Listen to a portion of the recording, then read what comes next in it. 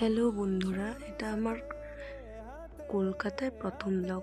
আমি একজন ANM student, তো আমি কি করে রবিবার দিনটাকে ইউটিলাইজ করি সেটাই তোমাদের দেখা।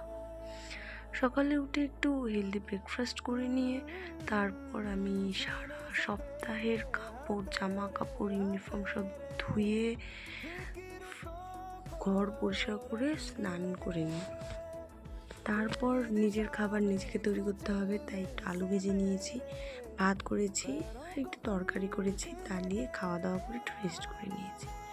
রেস্ট করার পর আমরা চলে গেছিলাম হাতিবাগান বাজারে, যেখানে হোলি উৎসবের জন্য আমাদের এই বাটি প্রিন্টের স্টলটা ম্যান্ডেটরি ছিল।